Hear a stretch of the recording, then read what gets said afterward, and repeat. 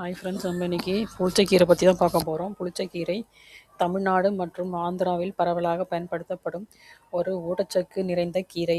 இது சற்றே புளிப்பு சுவை கொண்டது, தனித்துவமான ருசியை தருகிறது. இந்த கீரையில் இரும்பு சத்து, விட்டமின் ஏ, சி, கால்சியம் மற்றும் ஆன்டி ஆக்சிடென்ட் அதிகமாக உள்ளன.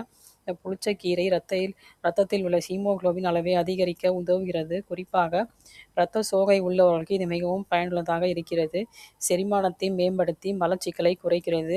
இந்த கீரை உடலில் தேங்கி உள்ள கெட்ட கழிவுகளை வெளியேற்றுகிறது. உடல் குளிர்ச்சியாக இருக்க உதவுகிறது. நோய் எதிர்ப்பு சக்தியை அதிகரிக்கிறது. அடிக்கடி வரும் சளி, காய்ச்சல் போன்ற பிரச்சனையிலிருந்து பாதுகாக்கிறது. புளிச்சக்கீரை இதய ஆரோக்கியத்துக்கு நல்லது. கெட்ட கொழுப்பு அளவை குறைக்கிறது. சர்க்கரை நோயாளிகளுக்கு இது மிதமான அளவில் எடுத்துக்கொண்டால் நல்ல பலன் பெறலாம்.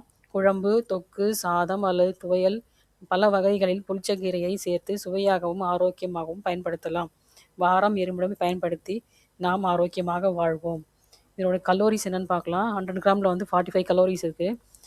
வாட்டர் 85 கிராம் இருக்குது. காப்ஸ் 7 கிராம் இருக்குது. ப்ரோட்டீன் 2 கிராம் இருக்குது. கொழுப்பு 0.6 கிராம் இருக்குது. நார் சத்து 2 கிராம் இருக்குது. அயன் 3 மில்லிகிராம் இருக்குது. கால்சியம் 165 மில்லிகிராம் இருக்குது.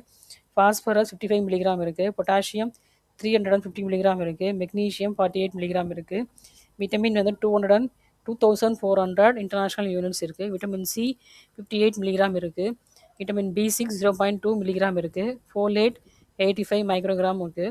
இந்த கீரையை உண்டு நாம் ஆரோக்கியமாக வாழ்வோம். தேங்க்யூ.